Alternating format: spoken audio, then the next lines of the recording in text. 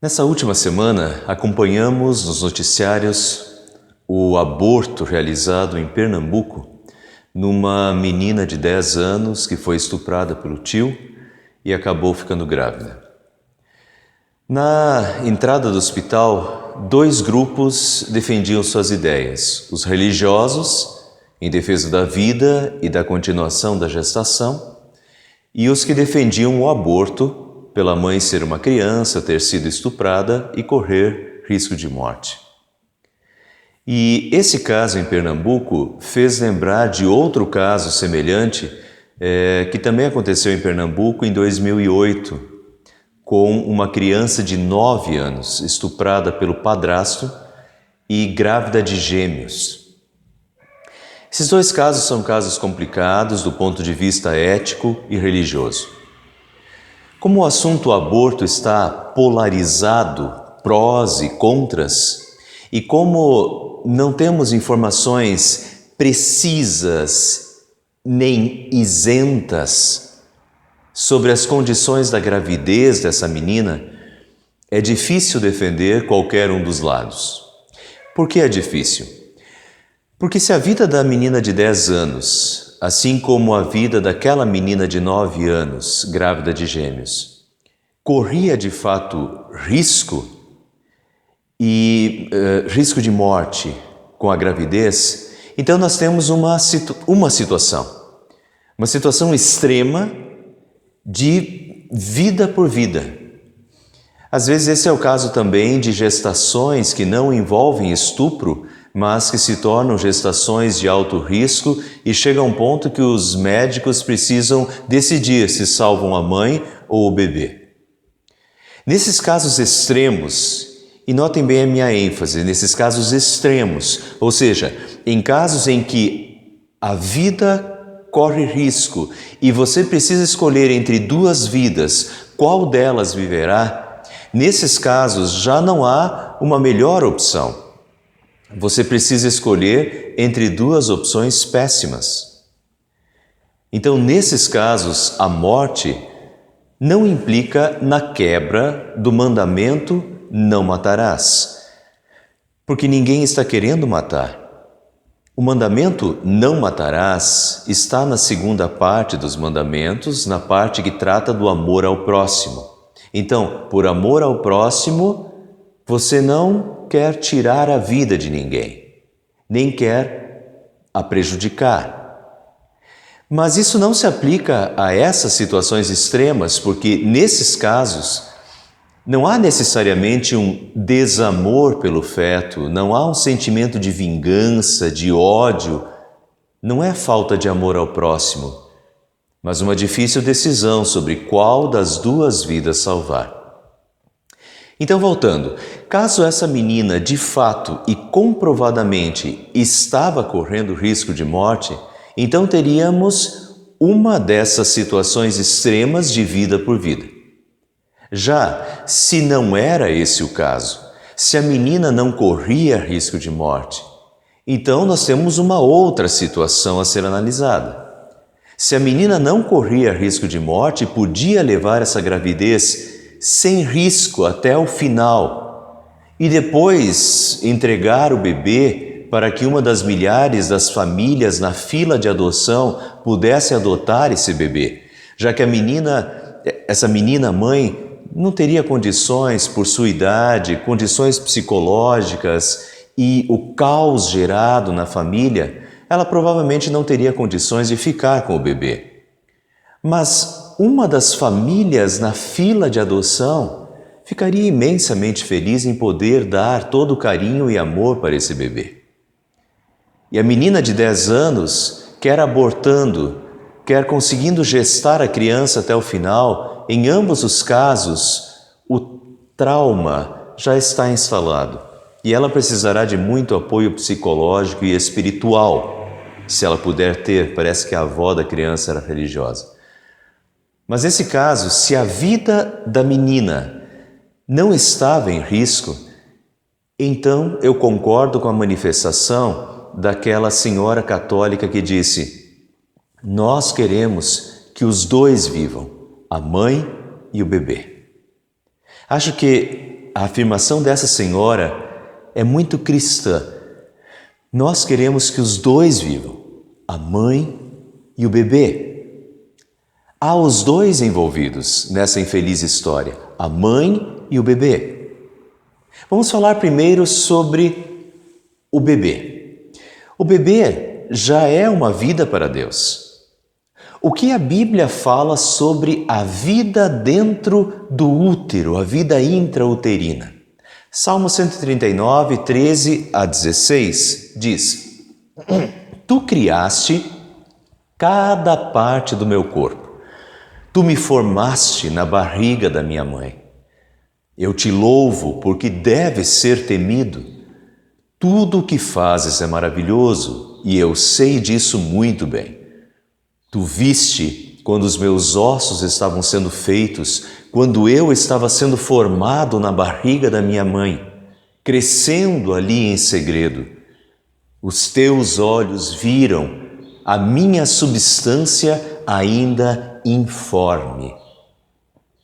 É um belíssimo salmo que engrandece a Deus pela maravilha que é a geração de uma criança e a formação dela no ventre materno.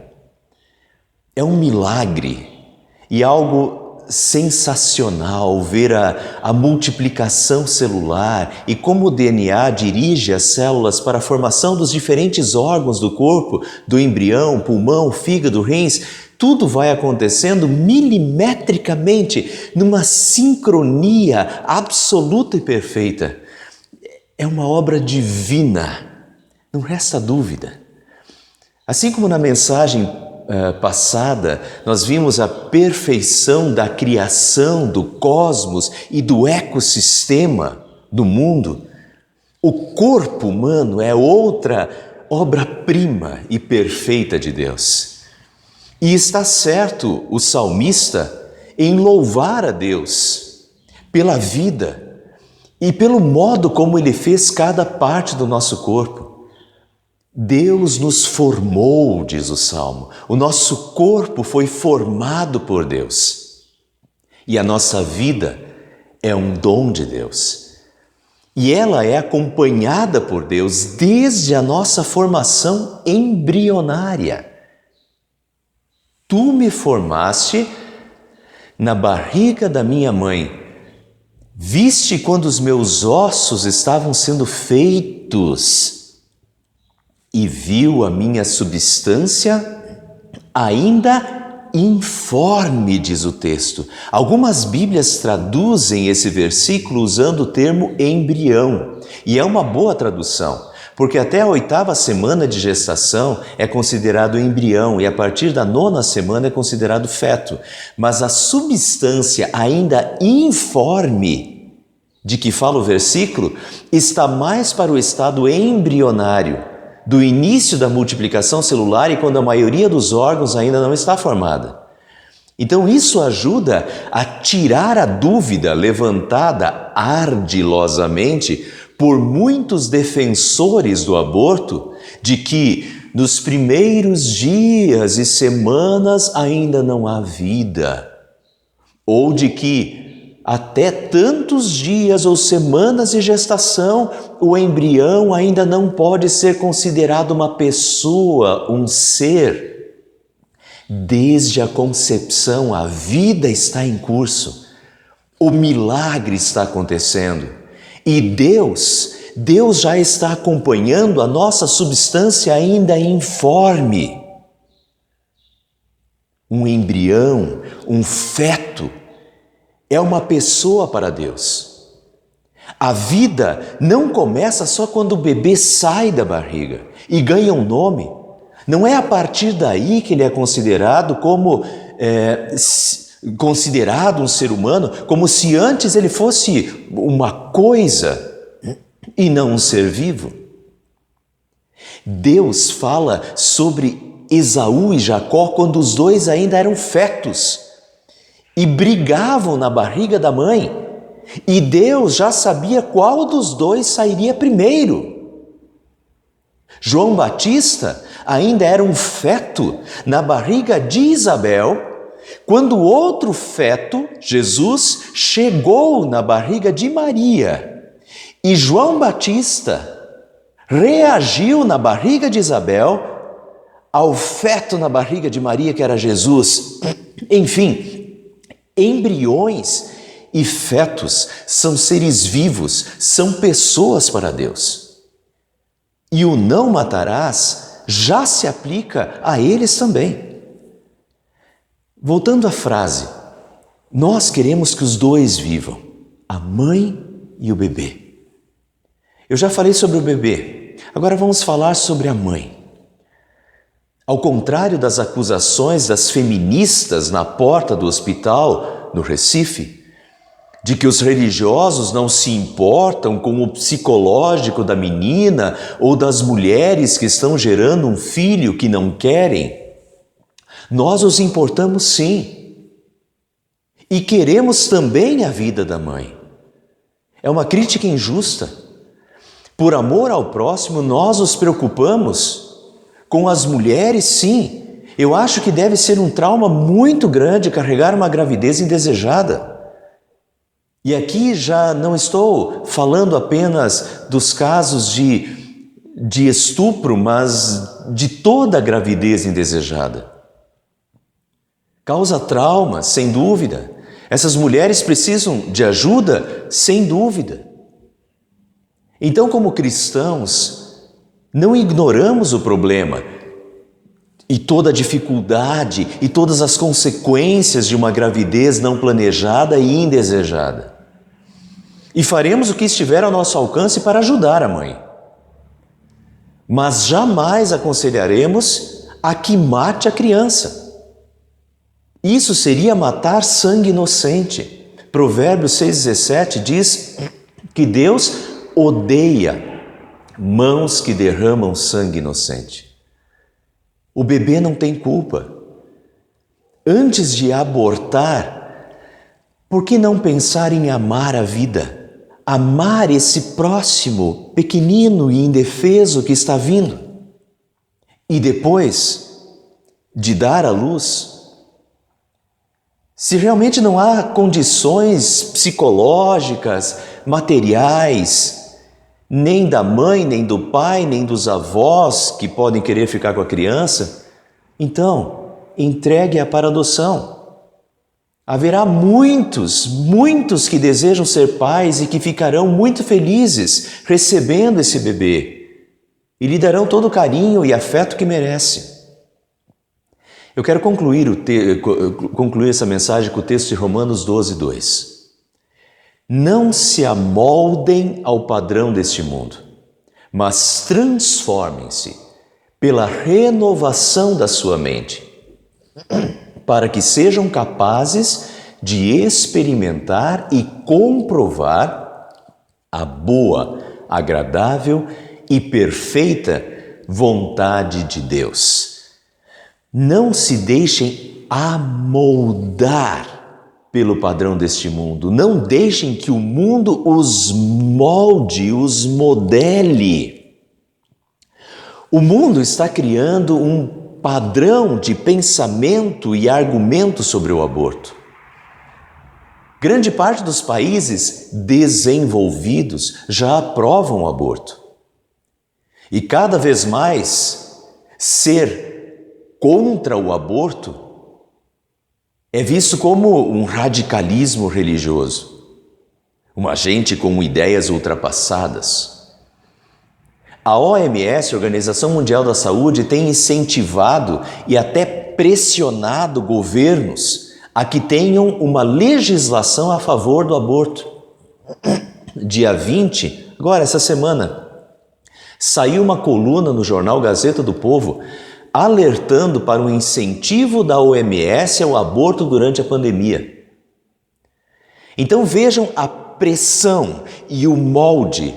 Já há um molde de pensamento mundial desenvolvido de que, em defesa às mulheres, o aborto deve ser permitido. Isso é um padrão de pensamento, o molde do mundo, que, como diz o texto bíblico, jaz no maligno está sob o poder do pai da mentira, o diabo. O que Deus nos diz? Não se amoldem ao padrão deste mundo, mas transformem-se pela renovação da sua mente para que sejam capazes de experimentar e comprovar a boa, agradável e perfeita vontade de Deus. Nós queremos experimentar a boa, agradável e perfeita vontade de Deus. E a boa, agradável e perfeita vontade de Deus não é o aborto, é a vida. Muitos dos argumentos levantados como bandeiras a favor do aborto partem de pressupostos errados. Vejam essa faixa no movimento pró-aborto. Aborto livre agora. Meu corpo, minha decisão. Como vimos no estudo passado, tudo neste mundo é criação de Deus, é de Deus e foi criado para glorificar a Deus. Portanto, o nosso corpo e a nossa vida pertencem a Deus. Vou dar um exemplo bem prático disso. Se Deus quiser, Ele pode tirar a minha vida agora e pode me ressuscitar daqui 2 minutos. A quem pertence a vida? Vimos no estudo passado que Deus é o dono e nós somos mordomos de tudo que Deus nos concede. E uma das coisas que Deus nos concede é o corpo e o dom da vida. Como diz Jó, quando seus filhos morreram, o Senhor o deu, o Senhor o tomou. Bendito seja o nome do Senhor. A vida, em última análise, pertence a Deus e por isso não devemos tirá-la. Nem a nossa vida, nem a dos outros e nem a dos pobres e indefesos fetos que já receberam o dom da vida. Portanto, a frase meu corpo, minha decisão, falha duplamente. Primeiro, porque o corpo e a vida pertencem a Deus. E segundo, porque ainda que Deus permite que você tome decisões erradas pelas quais terá de responder diante dele no futuro, usar essa decisão para matar outra vida, a do feto, é um segundo e pior erro, porque incorre no não matarás, e Deus odeia quem derrama sangue inocente. Enfim, há muitos falsos pressupostos e argumentos distorcidos sendo usados para convencer e ludibriar as pessoas para que sejam a favor do aborto. E o molde do mundo já está feito. Boa parte das pessoas já estão moldados. E quem não está no molde do mundo é visto como alguém diferente, nadando contra a maré, um peixe fora d'água, um preconceituoso, um seguidor de ideias ultrapassadas, um radical religioso. Isso é o que o mundo diz. E o que Jesus nos diz no Sermão do Monte? Bem-aventurados serão vocês, quando por minha causa os insultarem, os perseguirem e levantarem todo tipo de calúnia contra vocês.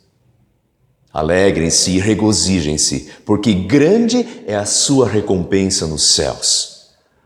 Pois da mesma forma perseguiram os profetas que viveram antes de vocês. Antes importa agradar a Deus do que aos homens. Então vamos seguir firmes na boa, agradável e perfeita vontade de Deus. E quanto aos outros, vamos seguir o conselho de Pedro. Pela prática do bem, silenciem a ignorância dos insensatos. Aplicando isso ao assunto, talvez seria exatamente o que aquela mulher falou. Nós queremos salvar as 2 vidas, a da mãe e a do feto. Essa é a boa vontade de Deus, a vida de ambos.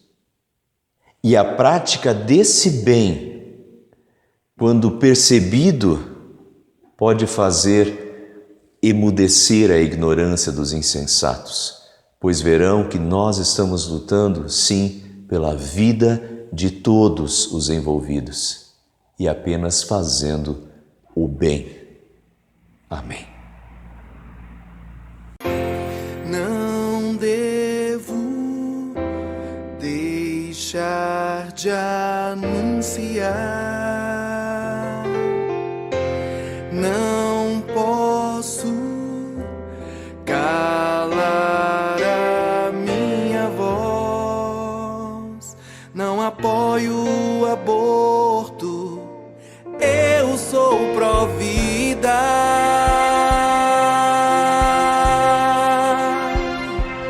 Eu nasci e estou aqui. Minha mãe decidiu por mim.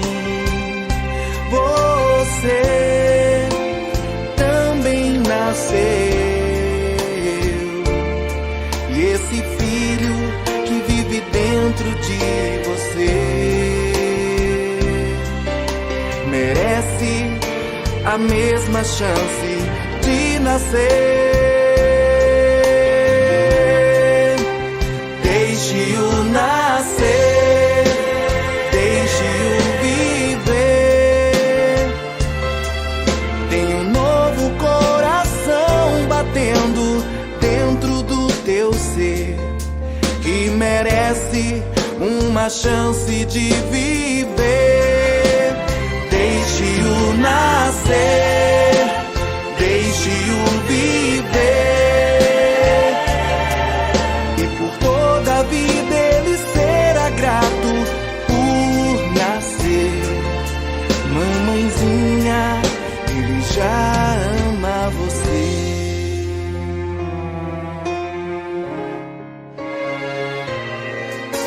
Senhor Jesus, eu venho te pedir,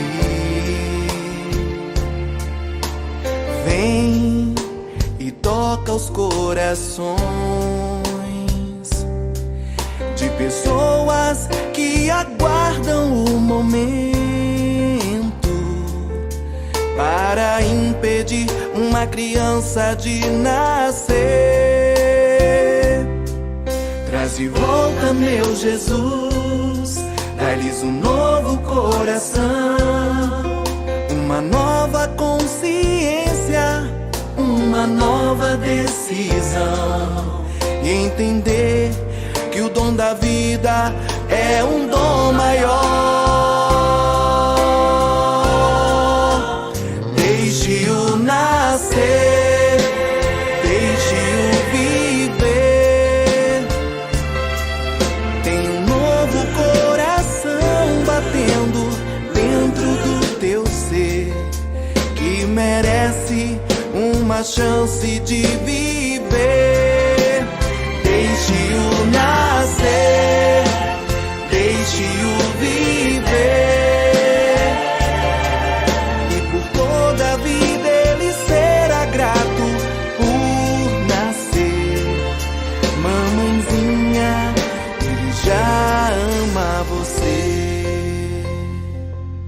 Se para os seus pais o aborto fosse a solução, hoje você não ouviria essa canção.